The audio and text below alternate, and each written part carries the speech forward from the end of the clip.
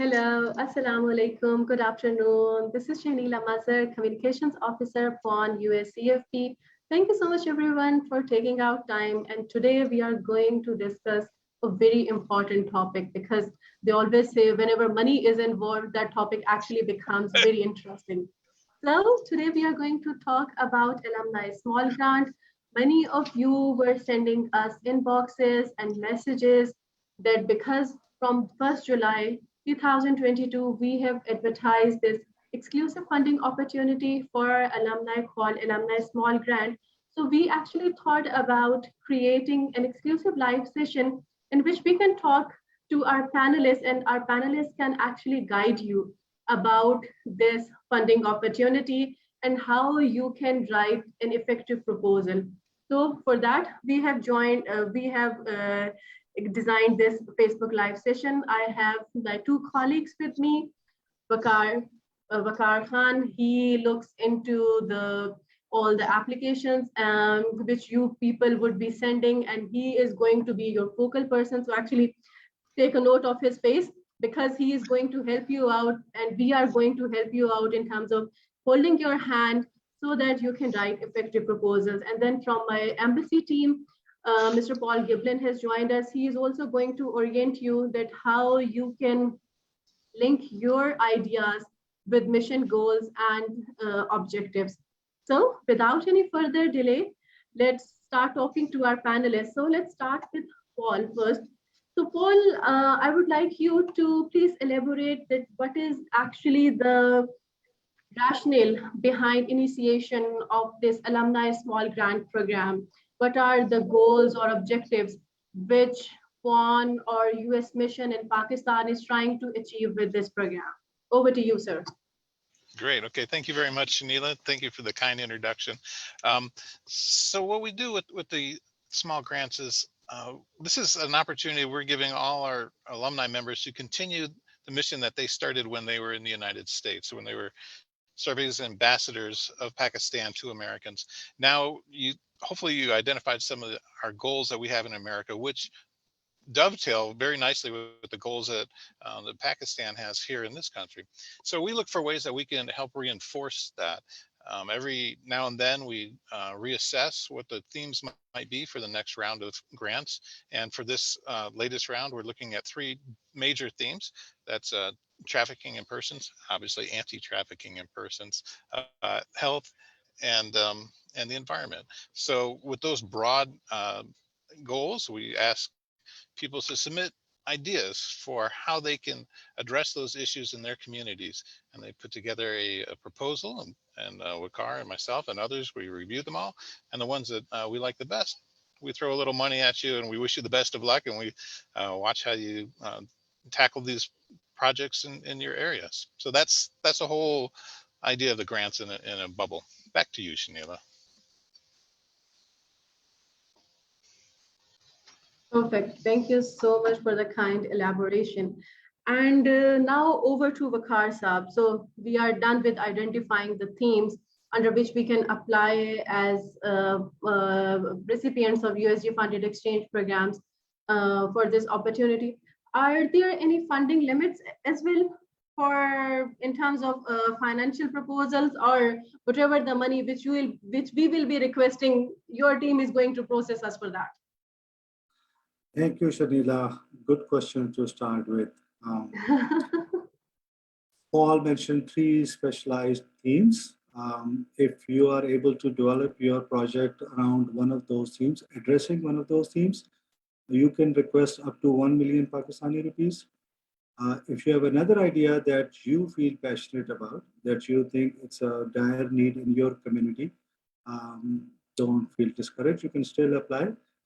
Only limitation is the maximum budget that you can ask for is 500,000, 500,000, 5 lakh rupees. So these are the upper limits.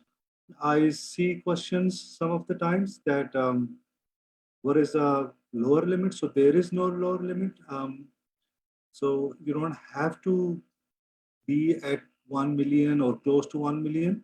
So my advice to all applicants is focus on your project and focused on your activities. Once you develop those, then start working on budget, and whatever the number comes up, uh, we can live with that. Um, we also encourage people to look for outside sponsorships, in kind contribution.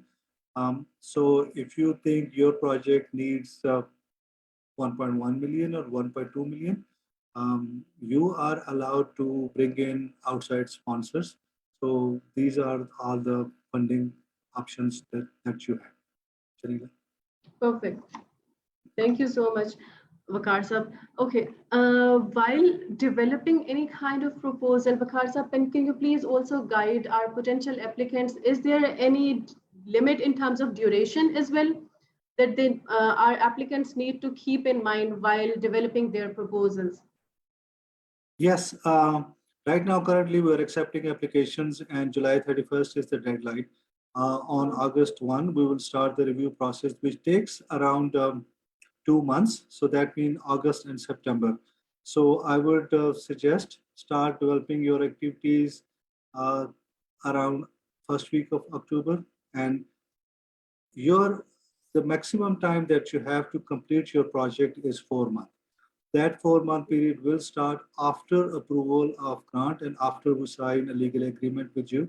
So we are guessing based on past experiences, by October 1st, the successful applicants will be notified, and October, November, December, January. So your activities should not go into Feb 2023. Perfect. Perfect. And Vakarsa, we have received a comment on our Facebook page as well. By the way, all our viewers who have joined us via either Pakistan-U.S. Alumni Network's Facebook page or have joined us via United States Education Foundation's Facebook page, please feel free to use the window of comments for posting your questions and queries for our panelists. I've just received a comment on our Facebook page, and Bakar Sab, this is actually directed to you. That is there any template or something like that, etc., to follow while developing proposal? From where actually our PON members are supposed to start if they want to start drafting the application? Start at reading about small grant, which is pakusalumninetwork.org, and then go to grants tab. This will give you some idea of the grant that have been done in the recent past, to just to prepare you what kind of things we are funded in the past. Once you think you are ready, go to pon.pk. You have to be a member of PON. You have to be registered with PON MIS system. So once you go to pon.pk, if you already have account, you just enter your username and password. If this is your first time, somewhere on the upper left corner, you will see a tab saying register. So click that, enter your name and email number, and you should be able to have your password and your secure account activated. So after that, go into the MIS account, you will see Alumni Small Grant tab. Click that, and this is where your online application starts. We do not accept any paper-based application. We do not accept anything as an attachment with an email or through a courier service because we don't have anything. There is no template. Application is very simple. It has very small, very specific portions. We don't expect all of you, most of you, to be a project management specialist.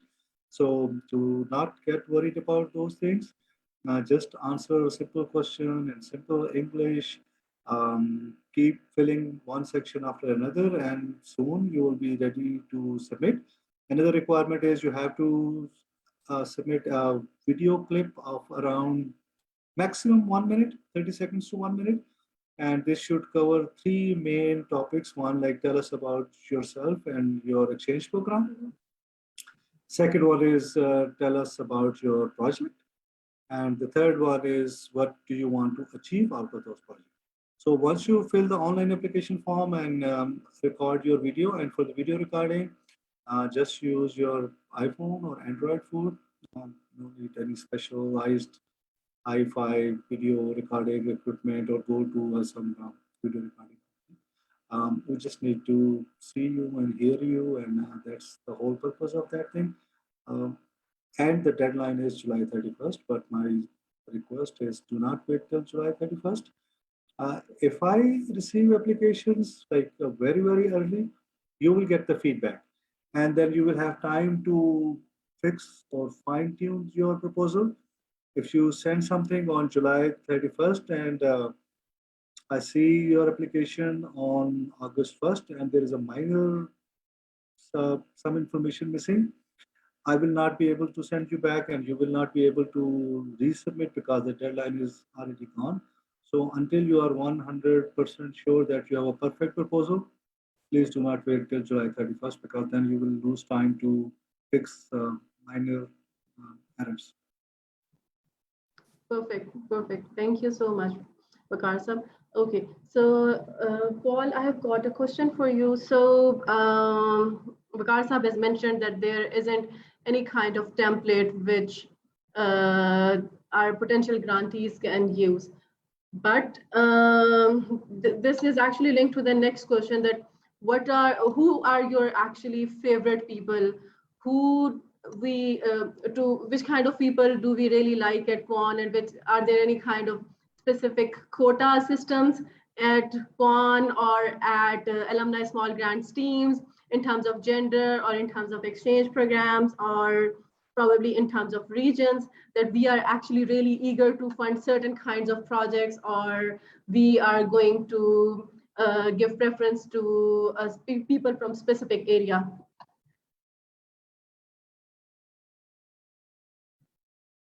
I'm so sorry, Paul. I'm not able to hear you.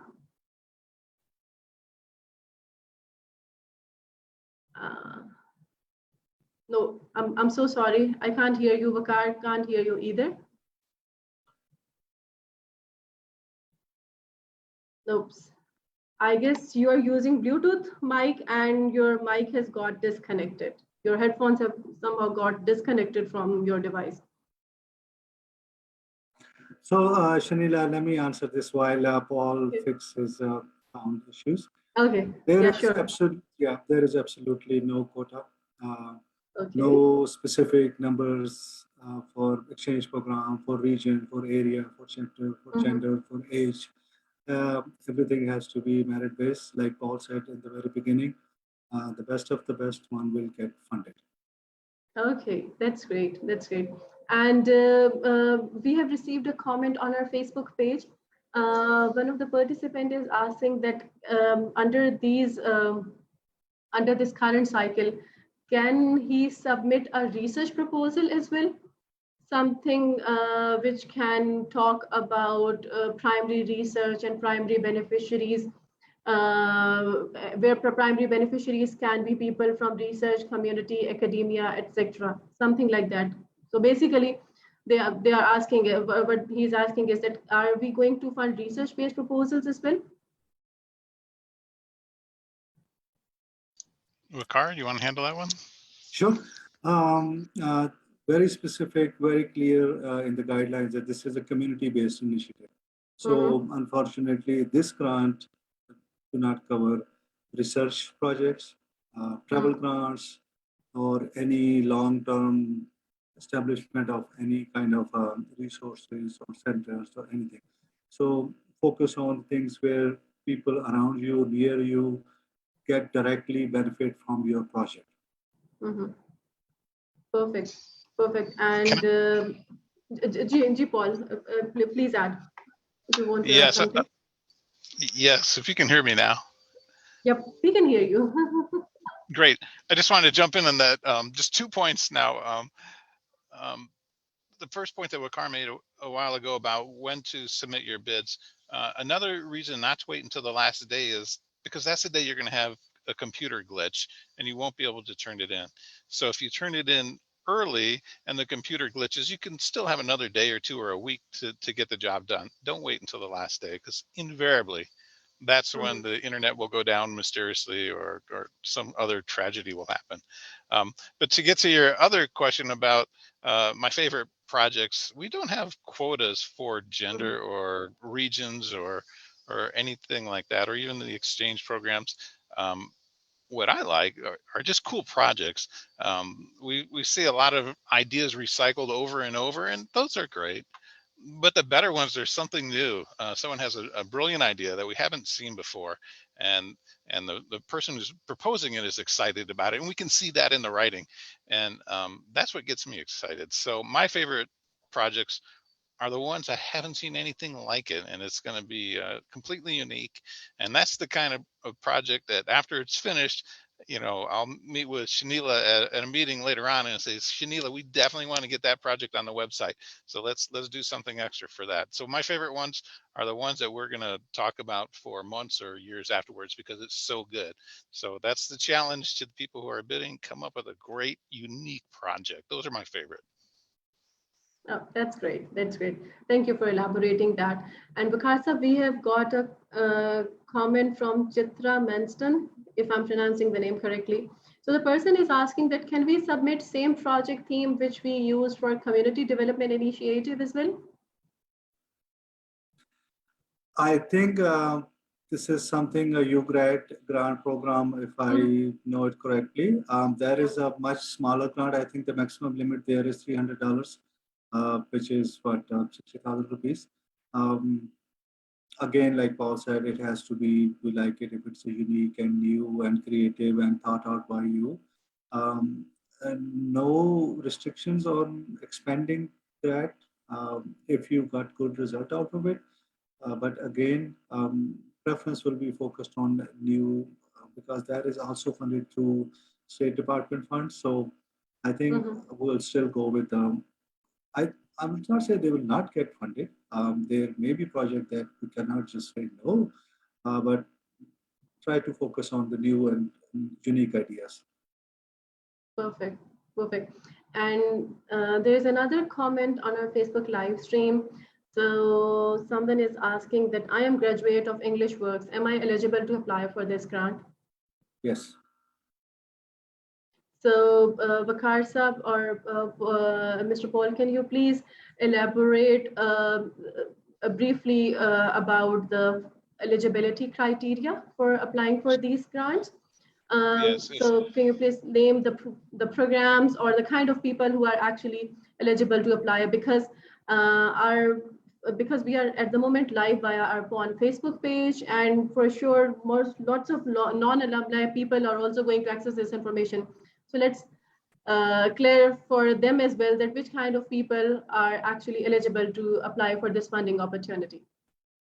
Well, anyone who's a member of PWAN in good standing is eligible, and that is 37,000 people.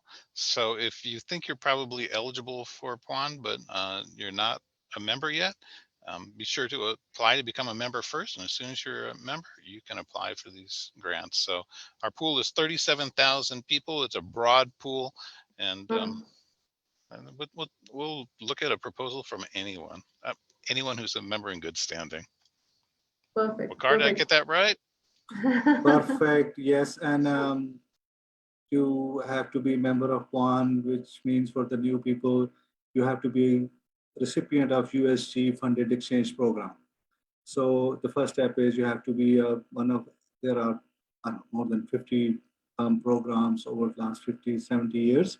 So if you ever been recipient of one of those exchange grants or educational grants funded by United States government, but and the next step is register yourself with PON MIS, which I said at the beginning, PON.pk.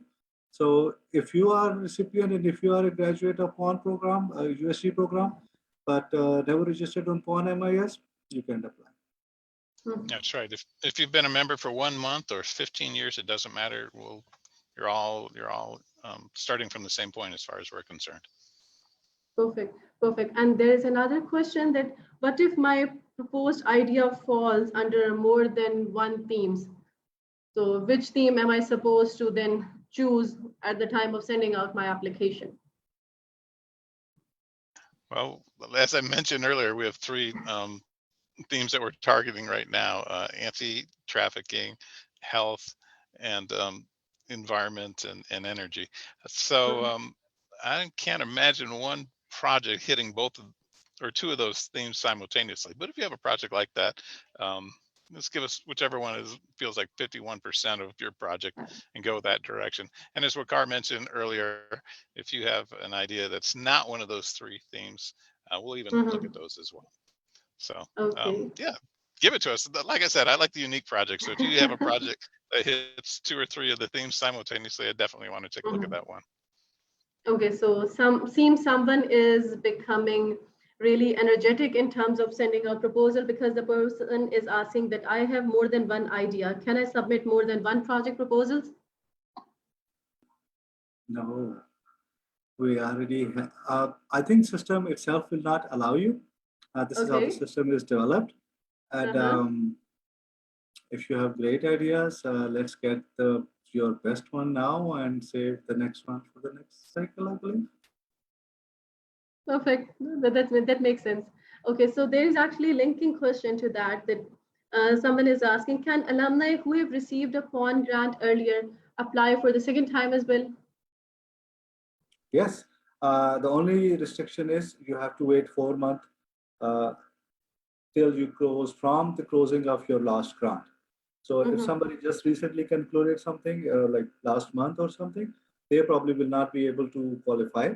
But if you've done something 6 months ago, last year, a couple of years ago, 5 years ago, we have repeat grantees. So there is absolutely no restriction. We just want Mm-hmm. to have new ideas, new faces that gets opportunity. But after 4 months, if your cooling off period is 4 months, and that is once you close your previous grant. Perfect, perfect. So then there is another question. So someone is asking that how many grants get approved on an average during each cycle? Over to you, Paul, for that. You go to me. I was going to No, defer to no, a actually car for trying to that make one. sure that we are giving them grant. I'm gonna give that one to Wakar. Wakar. Okay, over to you, Just like, Vikas. yeah, just like we don't have any specific quota. Similarly, we also don't have any specific number. So again, if you pay attention, everything has to be like very, very good. This is the objective. Mm-hmm, Um, Previously, looking at the history, there were times when we approved like 2 or 3 projects in a mm-hmm, given cycle, and I also remember we have approved up to 12 or 15 projects. mm-hmm. So we don't have to approve anything if we don't like anything. So that is the bottom line. And if we like more than one, more than two, more than three, more than five, of course, there is never an unlimited number of funds. But again, I think every single person should only worry about his or her proposal and the project.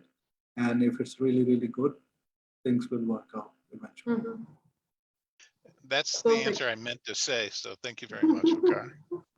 Perfect. And there is one comment by Mr. Heather.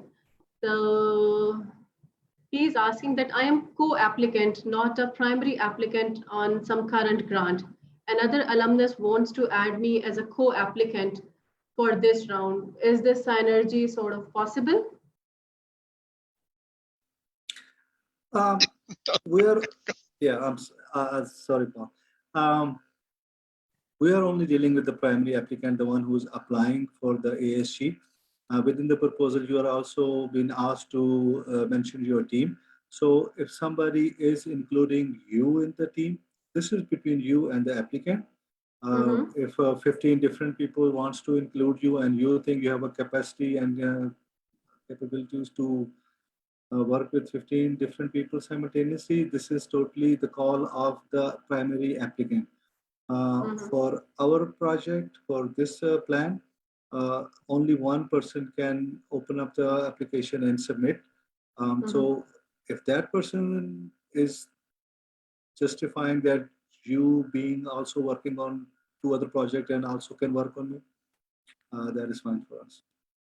Okay, that's right. That's right. And So, that's also, uh, if I can, so I just wanted to say that that's also a good strategy. If you want to be a helper on your friend's mm, project and get some experience and see how a project gets started and finished and wrapped up, and then you can become the primary person on your own. mhm, But that's a good strategy to work with someone else before you do your own. mhm. So, Mr. Hamid is asking, can I submit proposal regarding sports and women empowerment? Yes, Yes. the answer is we've done a lot of sports grants. We've done a lot of women empowerment grants. If you can put the two together, that's great, or do them separately. But the answer is yes and yes. Okay, perfect. Perfect. And there's another question that before actually submitting the detailed application or the detailed proposal, is there any way to sort of send synopsis or brief one pager about the proposed idea as well? Um, Probably not, because Okay. the proposal itself we get like close to 3-digit numbers each cycle. Giving 1% or 5% very specific feedback may not be fair to the other ones. But like I said, if you send me your or if you submit your application well in time, you will get a very Mhm. specific feedback on those. Synopsis sometimes or most of the time don't give us the full picture. I received this a couple of days ago in long email with the two-pager, and I wrote her back that I still don't know about your budget. I still don't know about your team. I still don't know about your activities, your venues, your locations. So it's not fair for me to say this is a bad idea or this is a great idea unless I see the whole thing. Mhm. The only reason I will see the whole thing is when we have the complete proposal in front of us. Perfect. Perfect. And there's another comment from Rashid Naib. So Rashid Naib is basically from Afghanistan and is currently residing in Pakistan as a refugee. He did projects with the funding of his network AUSAN, which I am assuming it's some alumni network at Afghanistan. So now, given the situation that he is residing in Pakistan, he is asking that can he apply for pawn funds as well? That's a really good question. We haven't had that one before. Mm-hmm. We'd have to look into that to see if we can transfer someone from one alumni network to the other. I don't have an answer right now. How about you, Wakar? Do you have any better insight into that? I don't have a very, this is a very good question, and I would suggest to send us an email and we can Mm-hmm. discuss internally. But the only thing that is sticking in my mind is you only apply through PWAN MIS. PWAN Mm-hmm. MIS is for Pakistani-U.S. grantees. So if somebody is not in PWAN MIS, that he or she cannot apply. Now, this person from another country, the question before applying for a small grant, we have to figure out can we or how can we get him into PWAN MIS? So yes, good question. That's a good question. We'll have to look into that one. But thanks for asking. That's something we should find Perfect. out. Perfect. And there is another comment. So yes, someone is asking, can we submit a project about Web 3.0, which is about blockchain technology and NFTs era? And I'm just clueless about these abbreviations. I have to, I'm sorry, Paul, I have to take this. Again, we are getting into very specific ideas. We Uh-huh. usually don't comment on ideas. I get this a lot. I have 3 ideas. Tell me which one is the best one. I cannot answer that. You have to be, like Paul said, you have to be through your writing, through your video clip, have to be very, very passionate about it. So even right now, I have no idea what does this mean, Web 3.0. Like, is he trying to train people? Is he trying to learn something for himself? Or so again, number one, we usually don't comment on people's idea. Is it a good idea or bad idea? I my short answer is if you are not sure of yourself about your idea, this probably is not the right idea. Okay. And if I Okay. if I can add one thing to that, Sure. that question you read was very technical. Keep in mind that people like me are reading these and evaluating it, so don't go real technical because I'm not going to follow you. So put it in language that I would understand. I mean, if you're going for a technical project, we'll certainly consider it, but make sure that non-technical people can read it and understand it. Perfect, perfect. And there is comment by Hamid Mehdi. So I'm responding to you specifically, but this is for everyone who is watching us. Someone might have joined us during the middle of the session. So once we will be done with the session, Facebook is going to take a few minutes to process the recording, and then the recording is going to stay there on Pon's Facebook page so that you can always go back to the recording and just listen to the responses of our panel members for the frequently asked questions, because that's going to actually help you out in drafting an effective proposal. Okay, let me see. Do we have any other comment? Yes, Hamid Mehdi is asking again that is it essential for alumnus to have an organization, etc., at the time of applying for this grant? No, no, you don't have to have an organization ahead of time. Just tell us your plans and how much organization you'll put together, whether it's huge or whether it's not so huge. Just tell us your ideas. We want to know your ideas, and we'll go from there. Wakar, do you have anything to add? Yes, even if you have an organization on your back and with your support, some people have like small companies registered someplace. This is a very unique opportunity between one and its member. So we want application directly from the grantee. If approved, the fund will be transferred. This will get a lot. Fund will only be transferred into your personal account, even if you send us your company bank account or any other account, because at the end of the day, we have to go through the accountability and audit and everything. So whoever is grantee will take responsibility from the beginning till end. So we are dealing directly with our grantee, our alumnus, and not with any organization. But you can have your organization to support you or your group of people or your friends. So this is fine. Right. Perfect. And another point to keep in mind is this is not a business seeding organization. At the end of the grant, all of the money will be spent. So you can't buy a computer, for instance, for your grant and then keep the computer. It doesn't work that way. So don't confuse that don't confuse the grants as a way to start a business or to how to start a nonprofit organization. It doesn't quite work that way. Perfect, perfect. So I guess we are done with addressing all the comments which we have received so far on our live stream. In case you have got any further questions, Vakarsa, please share your email ID so that our PON members can actually reach out to you. And at the same time, if you feel comfortable in terms of dropping a comment, just feel free to drop a comment on our live stream. And our team will be getting back to you by giving you appropriate responses. Over to you, Vakarsa, for sharing your email ID, please.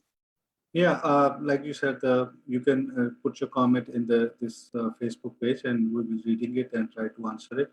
And but if you have a longer query or longer question, you can send us an email at asg@usefp.org. And Shanila will put this in your comment section so people can read. Sometimes it's not very clear. So again, asg@usefp.org is the email for any kind of queries you have. Perfect. And towards the conclusion, Paul, have you got any more tips for helping our potential applicants out in terms of developing winning proposals or encouraging proposals which can actually inspire our review teams in order to take them to the next level? Put some effort into the writing. Make sure it's nice and clear, and you state your ideas plainly. They don't have to be huge, long descriptions, just enough to describe your project without getting real overly flowery and that sort of thing. But I encourage you to come up with some crazy ideas, something that you say, you know what, this is what should have happened a long time ago. That's the project we want to hear about, something that you're passionate about, something you see a problem in your community and then you know how to fix it, and no one else has thought of it, but you have. You just need a little money to help you along. So send us those proposals. We look forward to reading them.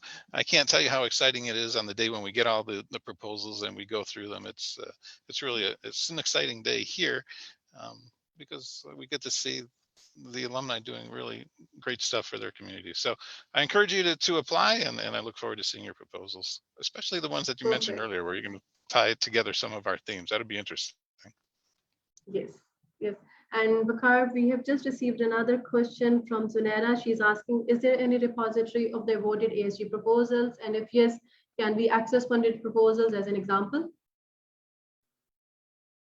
Pak-US Alumni Network.org/grants. This is where you will read a lot of wonderful stories and see a lot of beautiful pictures and get your inspiration. And Shanila manages that page. Wonderful. Perfect. Perfect. Thank you so much.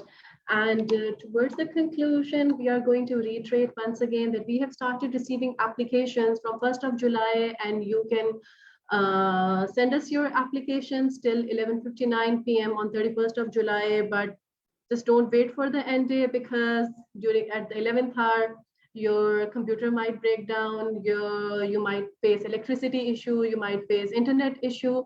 So it's better to start working on your proposals well beforehand. We have tried our level best to sort of give an overview of the program. Now, in terms of giving you more detailed orientation, in terms of that how you are supposed to fill in various sections of the application form, just keep your eyes on our PON Facebook page and our other social media forums, because we are going to have 2 more Facebook sessions with you people during next few weeks, not next few weeks, actually before the deadline. We are going to have the 2 sessions soon after Eid. The second session is actually going to talk about how you can fill in various sections of the application form, and the third session is actually going to make you meet the successful grantees from the previous cycles, who will be sharing their experiences at how they implemented their projects and what were their takeaways in terms of implementation of their respective alumni small grants proposals. So with this is Shanila Mazhar. Yeah, we are Wait, can I signing just add? off. Sure. Can I add just one last thing? The question we didn't get, was, what if my electricity goes out or my computer blows up or something at the very last second? Can I turn it in only 12 hours later or 12 minutes later or 12 seconds later? And the answer is no. No, the deadline is firm. The deadline is firm. If it's in by July 31st, we definitely will look at it. If it comes in the next day, the next hour, the next minute, we won't even open it. So keep that in mind, and that's why you should turn it in early. But with that, thank you very much. You have heard our panel. So we are going to abide by our timelines. That's why we are continuously happening, and we are continuously giving you all reminders that start working on your applications and start brainstorming your ideas. Just refer back to our recorded videos. Keep an eye on our social media for the new sessions as well, which we are going to plan soon after Eid, so that you can develop effective proposals. And in the meanwhile, in case you come across with any query, either drop text on our live streams or just write to our alumni small grant team on asg@uscfp.org, and we are going to reply you back. But just don't expect, or rather don't do this to us, that you just start bombarding our inboxes on 31st of July after 11 o'clock or so, because obviously we won't be able to help you out in that hour. So it's better to start visiting our blog to look into the details of previous funded projects. At the same time, keep an eye on our social media for the future announcements, and all the best. We are looking forward to great proposals so that we can pay our due share towards the uplift of this community, and we can leave this place, this planet Earth, a better place as compared to the one in the form in which we have received. So looking forward to hearing from most of you, because we are a network of 37,000 alumni members. So we look forward to great proposals. And with this, let's sign out from here. We'll stay in touch. Keep an eye on our social media, and catch you all live after Eid in our next session. Bye-bye.